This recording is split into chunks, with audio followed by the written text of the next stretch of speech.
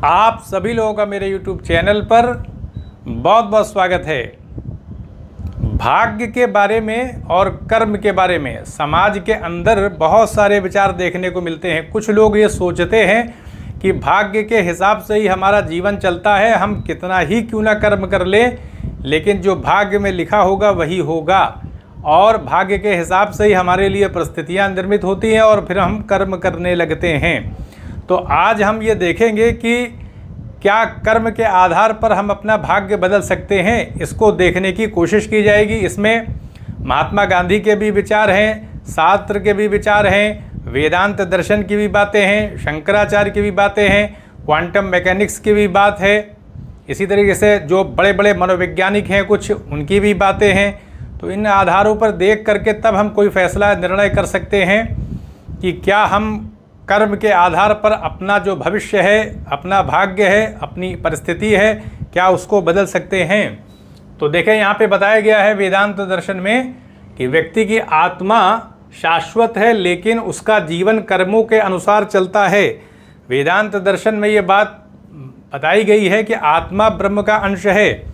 वेदांत दर्शन के अनुसार ब्रह्म ने ही इस पूरे जगत को बनाया है। हमारा शरीर भी जो है वो माया से बना है, भौतिक है, इसमें अंतःकरण है, आत्मा रहती है, यानी हमारे हृदय के अंदर आत्मा रहती है, सूक्ष्म होती है, उसी की शक्ति से ये शरीर चलता है।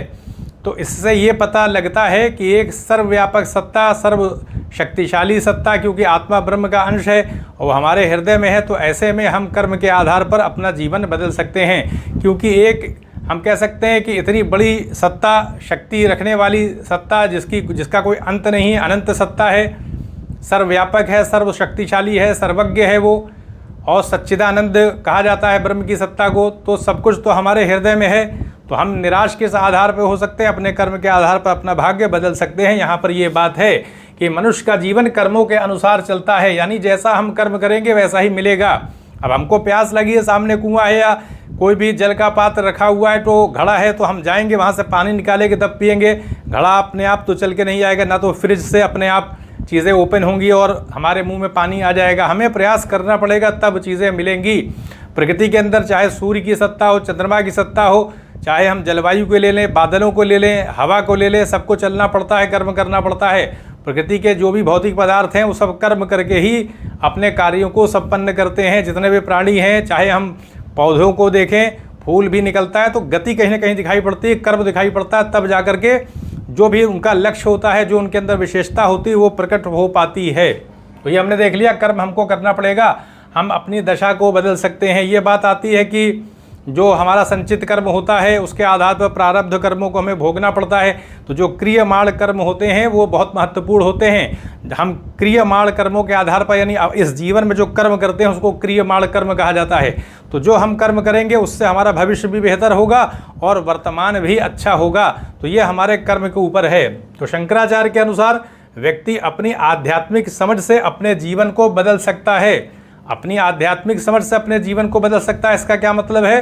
क्योंकि हम अपने अंतःकरण में जो आत्मा है उसको पहचानने की कोशिश करेंगे तो हमें पता लगेगा कि इतनी बड़ी शक्ति हमारे हृदय में है, हम कमज़ोर कहाँ से हैं। हम चाहे किसी भी परिवार में पैदा हुए हों, बहुत ही विपन्न परिवार में, गरीब परिवार में पैदा हो गए हों, तब भी हमारी रचनात्मकता है। क्योंकि जो आत्मा ब्रह्म का अंश है वो असीम, हम कह सकते हैं वो परमात्मा की शक्ति क्या है, असीम मानी जाती है, अनंत मानी जाती है। उसका कहीं ना कहीं अंश है, यानी पर आत्मा की सत्ता हमारे हृदय में है।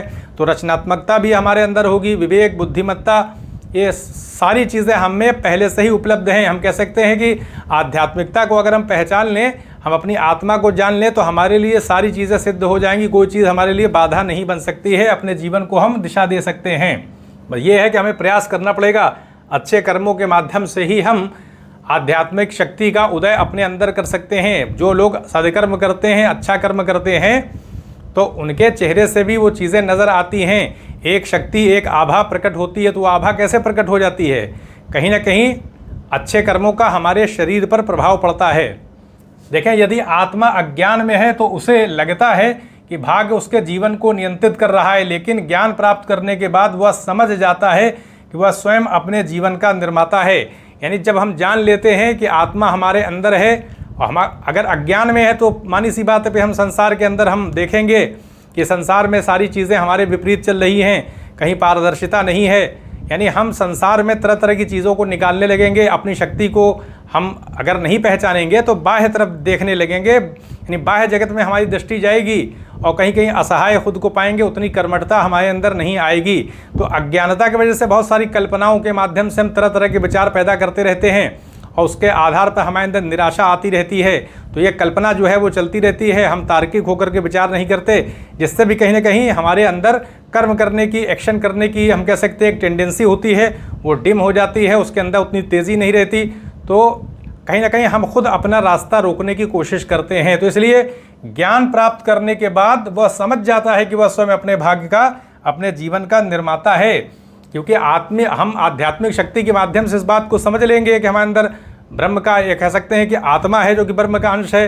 तो ऐसे में हम कमज़ोर नहीं है, हमारे पास सब कुछ है, बुद्धिमत्ता, विवेक, सारी चीज़ें क्यों दी गई है, आँख है, सोचने समझने की जो शक्ति है वो किस आधार पर है, ताकि हम संसार में निर्णय कर सकें, सोच समझ के कोई फैसला करें, अपनी शक्ति को पहचानें, अपनी परिस्थितियों को देखें, उसके आधार पर कोई निर्णय करें कि हमें किस क्षेत्र में जाना है। अपनी आजीविका के संदर्भ में समाज को देख करके या किसी को देखने के बाद यह फैसला कर लेना कि इस कार्य क्षेत्र में हम लगेंगे, उचित नहीं है। हमें अपनी शक्ति के आधार पर अपने कर्म को चुनना चाहिए। कर्मण्येवाधिकारस्ते मा फलेषु कदाचन, गीता में देखिए बात आई है कि इंसान को कर्म करने का अधिकार है। तो उसका मतलब क्या है? ये एक बात बताई जा रही है कि इंसान कर्म करके अपने भाग्य को बदल सकता है। यानी कहने का अर्थ है कि फल की प्राप्ति चाहे कर्म पर आधारित नहीं रखी गई है। हम कर्म कर सकते, हो सकता है हमको फल ना मिले, क्योंकि बहुत सारे कारण हो सकते हैं फल की प्राप्ति में। अब अगर सिविल सेवा में तैयारी की जा रही, बहुत सारे प्रतिस्पर्धी रहते हैं, प्रतियोगी रहते हैं, तो ऐसा हो सकता है हमने बहुत अच्छा प्रयास किया, परिश्रम किया, परिणाम नहीं आ पाया क्योंकि दूसरे प्रतियोगी ने भी बहुत मेहनत किया। तो ये प्रतिस्पर्धा के स्वरूप पे भी कहीं बहुत सारी चीज़ें डिपेंड कर जाती हैं। एक एक नंबर से लोग आगे पीछे हो जाते हैं। तो एक नंबर से पीछे रह जाना, 5 नंबर से पीछे रह जाना, ये नहीं कि हम सफल नहीं हो सके। सफलता को अगर हम व्यापक संदर्भों में देखें तो कहा जा सकता है कि अगर पद ज़्यादा होते तो हमारा चयन हो जाता। तो बहुत सारी चीज़ें बाह्य परिस्थितियों से भी निर्धारित होती हैं। तो इसलिए हमें कर्म करना चाहिए। संचित और प्रारब्ध कर्म जो संचित और प्रारब्ध कर्म को तुरंत नहीं बदला जा सकता, लेकिन क्रियामाण कर्म द्वारा हम अपने भविष्य को बदल सकते हैं। कहने का अर्थ ये है कि जो हमने पूर्व जन्मों में कर्म किए होते हैं, माना जाता है धर्म, अगर हम मतलब सनातन धर्म को देखें, वैदिक धर्म को देखें, तो उसमें ये माना जाता है कि हम पूर्व जन्म में जो कर्म करते हैं वो संचित हो जाते हैं और फिर प्रारब्ध कर्म के तहत वर्तमान जीवन में हमें उन कर्मों का भोग करना पड़ता है। लेकिन ये सनातन धर्म के अनुसार ही है, दूसरे धर्मों के अनुसार ये स्थिति नहीं है, क्योंकि अलग अलग धर्मों में अलग अलग प्रकार से सारी चीज़ों की व्याख्या की गई है। तो जो वैदिक धर्म है उसमें ये माना जाता है कि जो संचित कर्म होते हैं उसको प्रारब्ध कर्मों के तहत वर्तमान जीवन में भोगना पड़ता है। तो कहीं ना कहीं हमारा, अगर हमने अच्छे कर्म नहीं किए हैं तो प्रारब्ध कर्म के तहत कहीं ना कहीं बाधा आएगी, जो कर्म कर रहे हैं उसमें रुकावट आएगी, तो हमारा भाग्य रुकेगा। लेकिन क्रियामाण कर्म के माध्यम से हम काफ़ी हद तक अपनी वर्तमान दशा को बेहतर कर सकते हैं और भविष्य में उसका फल मिलेगा। तो वर्तमान जीवन में ऐसा नहीं है कि क्रियामाण कर्म जो है वो व्यर्थ हो जाएंगे प्रारब्ध कर्मों की वजह से, ऐसा नहीं होगा।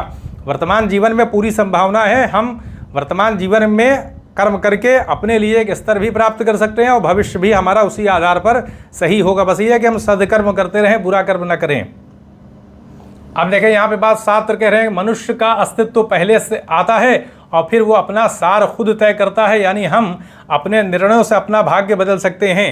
यानी शास्त्र के हिसाब से मनुष्य का अस्तित्व महत्वपूर्ण होता है और मनुष्य अपने कर्मों के आधार पर, अपने निर्णयों के आधार पर अपने जीवन को बदल सकता है। मनुष्य पूरी तरह से स्वतंत्र होता है, ऐसे में उसका अस्तित्व बड़ा महत्वपूर्ण है। उसका अस्तित्व जो होता है वो पहले होता है, सार बाद में होता है। प्लेटो जैसे जो दार्शनिक वो बताते हैं कि पहले सार निर्मित हो जाता है। जैसे माना जाता है कि कोई तस्वीर बनाई जाती है तो उसका एक चित्र जो है हमारे दिमाग में रहता है, उसी को हम सार कह सकते हैं। उस चित्र के हिसाब से ही हम तस्वीर बना देते हैं, तो एक अस्तित्व आ जाता है। लेकिन शास्त्र बताते हैं कि जो अस्तित्व है, यानी वर्तमान जो जीवन हमारा, वो ज़्यादा निर्णायक होता है, क्योंकि जो हम कर्म करेंगे उसी आधार पर हमारे वर्तमान जीवन की दिशा तय होगी। इसीलिए वो बताते हैं कि जो अस्तित्व होता है वही सार को सार्थक करता है। हमने कोई एक कल्पना कर लिया, एक चित्र हमारे मन में आ गया, लेकिन उसकी सार्थकता कहाँ पर प्रकट हो रही है? इस संसार के धरातल पर प्रकट होगी। तो ऐसे में बताते हैं कि जो अस्तित्व होता है वही सार का निर्धारक होता है, क्योंकि हम कर्म नहीं करेंगे तो हमारा सार क्या होगा? हमारा स्वरूप जो होगा, जो हमारी दशा है तो विकृत हो जाएगी, खराब हो जाएगी। हम कर्म नहीं कर रहे हैं तो हमारा स्वरूप, हमारा जीवन में जो स्टेटस है वो कैसे निर्मित होगा? तो इसलिए जो अस्तित्व है, यानी कर्म करने की बात का, अस्तित्व का मतलब है कर्म करना, क्योंकि संसार में हम जीवन जी रहे हैं तो हमारा अस्तित्व है, तो उस आधार पर हमको कर्म करना होगा और फिर कर्म के माध्यम से हम अपने जीवन की दिशा को तय कर सकते हैं। तो ये उन्होंने बता दिया कि हम अपना भाग्य जो है बदल सकते हैं। यानी तो ये हमने देख लिया। अब आते हैं न्यूरो साइंस और मनोविज्ञान के हिसाब से भी देख लें। यदि हम अपनी सोच और आदतें बदलें तो धीरे धीरे हमारे जीवन की दिशा भी बदल सकती है, क्योंकि हम बहुत सारे नकारात्मक विचार लेकर के चलते रहते हैं। वो सारे नकारात्मक विचार कहीं ना कहीं हमारे मन पर दुष्प्रभाव डालते हैं और हमारा कर्म जो है प्रभावित हो जाता है। कर्म करने में उतनी तेज़ी नहीं रहती, उदासीनता आ जाती है। किसी क्षेत्र में जब हम कार्य करने जाते हैं तो वहाँ पर लोग बता देते हैं कि इसमें बड़ी प्रतिस्पर्धा है, आप इस कार्य को कर नहीं सकेंगे।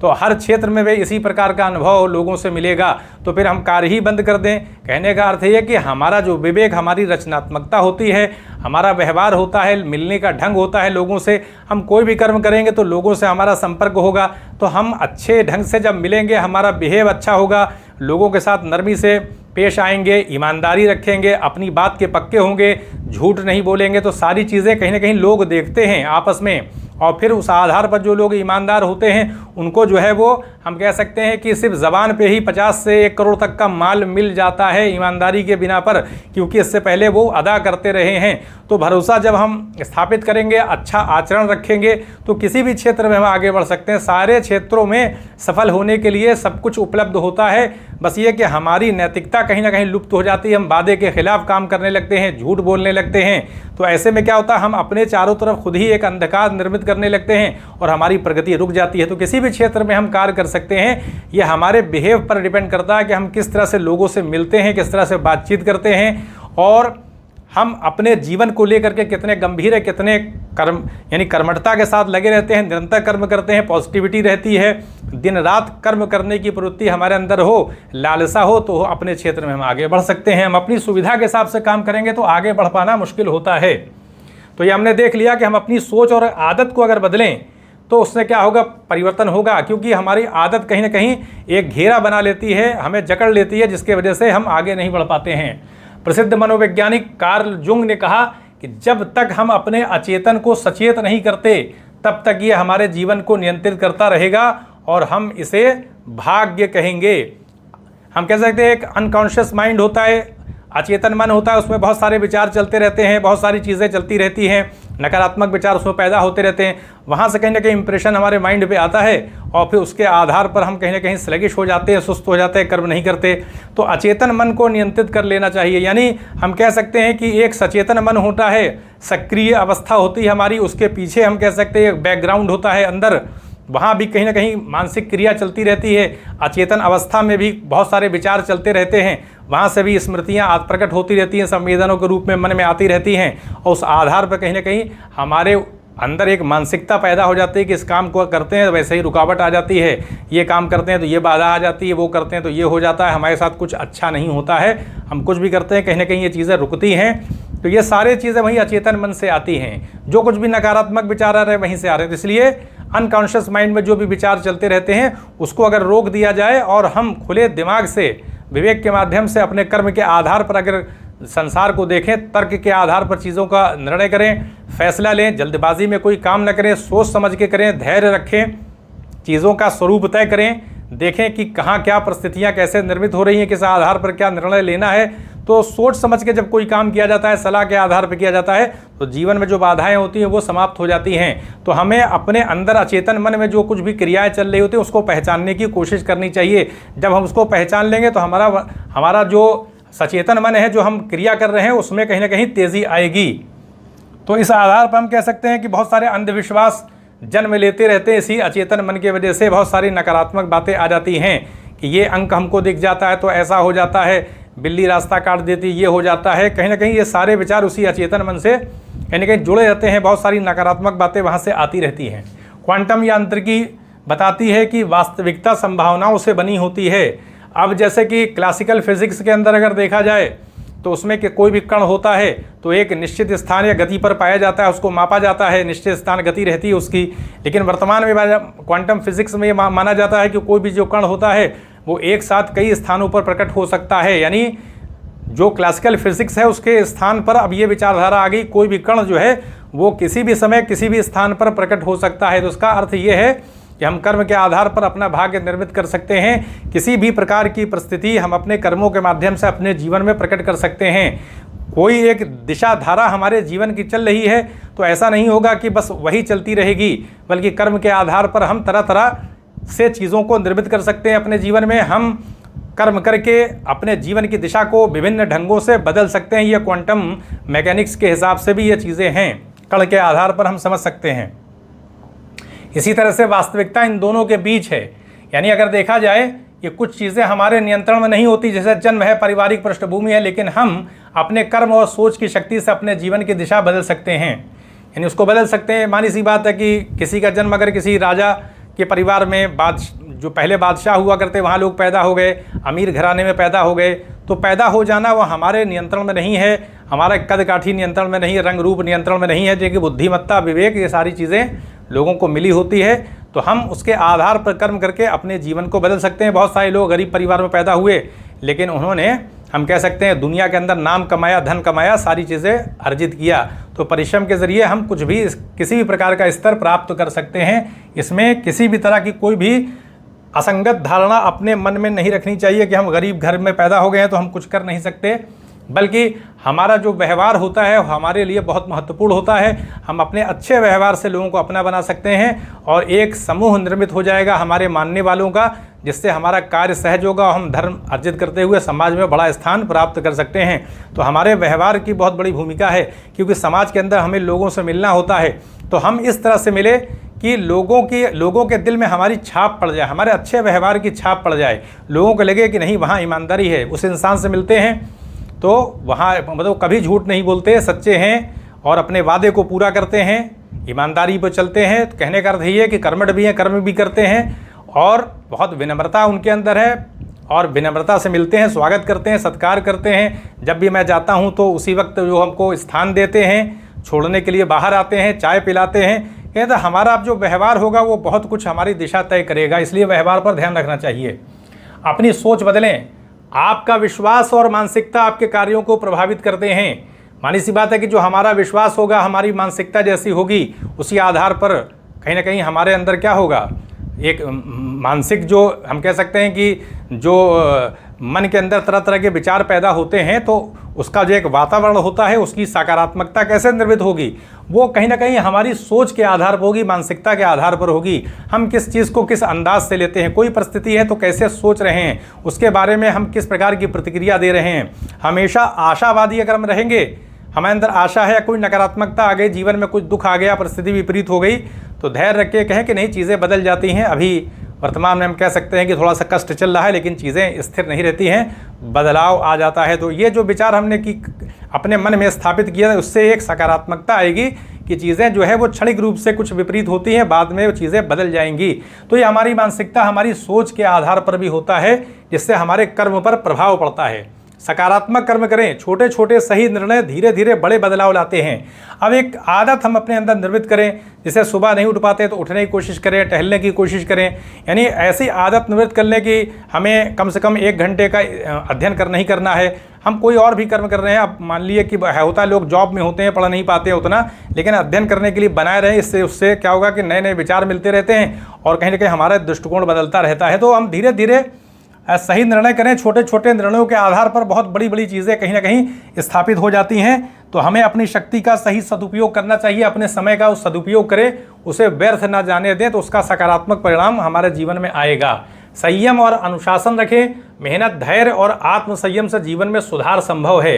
कहने का अर्थ ये है कि अनुशासन जो होता है उसमें मेहनत भी शामिल होती है, धैर्य भी होता है, आत्मसंयम भी होता है। अगर हम कोई कर्म कर रहे हैं तो उसमें विपरीत परिस्थिति निर्मित है तो उसमें संयम रखना चाहिए। व्याकुलता ना करें कि दूसरों से जो है फ़ोन से बात करने जाए, अपनी व्यथा को बताया जाए। हम जितनी अपनी व्यथा दूसरों को बताते हैं तो दूसरों को कहीं ना कहीं कष्ट होता है। तो आत्म संयम रखना चाहिए। चीज़ें जो हैं, जब हम कोई कार्य कर रहे हैं तो हम ही उससे फिर सही ढंग से निपटेंगे, हमें ही परिस्थितियों को सही ज्ञान रहता है, तो योजना भी हम ही बनाएंगे। हाँ, हम विचार कर सकते हैं किसी से, लेकिन बहुत ज़्यादा विचार विमर्श से बचना चाहिए, क्योंकि हो सकता हो कि किस प्रकार से सलाह हमको मिल रही है, कितनी तार्किक मिल रही है, और फिर उससे हमारा कर्म कहीं ना कहीं दिशाहीन हो सकता है। तो क्योंकि हम खुद अपने जीवन के मैदान में संघर्ष कर रहे हैं, तो उस आधार पर हम ही कोई ना कोई सही निर्णय करके कोई ना कोई उपाय निकाल सकते हैं। तो इसलिए आत्मसंयम रखना चाहिए, थोड़ा सा परिस्थितियों को समय देना चाहिए, चीज़ें बदल जाती हैं। और तो मेहनत रखें और धैर्य रखें, चीज़ें बदल जाती हैं। नई चीज़ें सीखें, ज्ञान और शिक्षा आपको अधिक स्वतंत्रता देते हैं। मानी इस बात है कि हम कोई भाषा सीख रहे हैं, कोई चीज़ नई चीज़ कर रहे हैं, उससे शक्ति आती, ऊर्जा आती, वहाँ से ज्ञान आता है तो शक्ति मिलती है। कुछ नयापन कहने का मतलब अपने जीवन में रखना चाहिए। अगर हम एक ही जैसा कर्म, एक ही जैसी परिस्थिति में पड़े हुए हैं, कहीं घूमने चले जाना चाहिए, आसपास कहीं झरना है उसको देखने चले जाना चाहिए, तो कहीं ना कहीं प्रकृति के वातावरण उसमें परिवेश में भी रहना चाहिए और नई नई चीज़ों का प्रयोग करना चाहिए। अपने स्वभाव से हट कर भी कुछ करना चाहिए, उससे भी हमको ऊर्जा मिलती है, दिशा मिलती है, बहुत सारी चीज़ें हमको प्राप्त होती हैं। इसी तरीके से देखें, भाग्य और कर्म के बीच एक संतुलन है। कुछ चीज़ें हमारे नियंत्रण से बाहर हो सकती हैं, लेकिन हमारे कर्म, सोच और निर्णय की शक्ति से हम अपने जीवन की दिशा को बदल सकते हैं। जैसा कि महात्मा गांधी ने कहा था, आपका भविष्य इस पर निर्भर नहीं करता कि आपके साथ क्या होता है, बल्कि इस पर निर्भर करता है कि आप उसके साथ क्या करते हैं। कहने का अर्थ है कि हम अपने जीवन में जो फैसला करेंगे, जो निर्णय करेंगे, उसी आधार पर हमारे भविष्य की दिशा तय होगी। तो इसीलिए महात्मा गांधी देखिए कितनी अच्छी बात कह रहे हैं कि आपका भविष्य इस पर निर्भर नहीं करता कि आपके साथ क्या होता है, बल्कि इस पर निर्भर करता है कि आप उसके साथ क्या करते हैं। कोई परिस्थिति हमारे साथ है, उसका ही एक प्रतिक्रिया हो रही है, हमारे ऊपर किसी चीज़ का प्रभाव पड़ रहा है, तो अब हमारी ये अपनी एक कह सकते हैं रचनात्मकता होनी चाहिए, क्रियाशीलता होनी चाहिए, बुद्धिमत्ता होनी चाहिए कि हम उसके साथ कैसा व्यवहार करते हैं। हमारा जो व्यवहार होगा वो उसकी दिशा तय कर देगा, उसके प्रभावों को कम कर देगा। कोई नकारात्मक चीज़ है, हम सकारात्मक हो गए तो उसका प्रभाव नहीं पड़ेगा। तो कहने का अर्थ है कि हमारी जो प्रतिक्रिया होती है, हमारा जो सोचने समझने का ढंग होता है, वही सबसे ज़्यादा निर्णायक होता है। बाह्य जो चीज़ें आती हैं, हमारे ऊपर प्रभाव डालती हैं, तो वो इसलिए प्रभाव डालने में समर्थ हो जाती हैं, कहीं ना कहीं हम उसकी अनुमति देते हैं, उतनी बुद्धिमत्ता, तर्क का उपयोग नहीं कर पाते हैं, जिसके वजह से कहीं ना कहीं और विकार पैदा हो जाता है और नकारात्मकता आ जाती है। तो कुल खुलासा ये रहा कि कर्म जो है वो महत्वपूर्ण होता है, कर्म इसलिए मिला भी है, तो हमें कर्म करते रहना चाहिए। जब हम कर्म करेंगे तो मानी सी बात है कि निरंतर किसी चीज़ में जब हम कर्म करते रहेंगे तो अनुभव प्राप्त होता है, फिर लोग एक्सपर्ट हो जाते हैं, उस फील्ड में बहुत आगे निकल जाते हैं। तो निराशा रखने की ज़रूरत नहीं है, अपने को बहुत फ्लेक्सिबल बना के रखना चाहिए।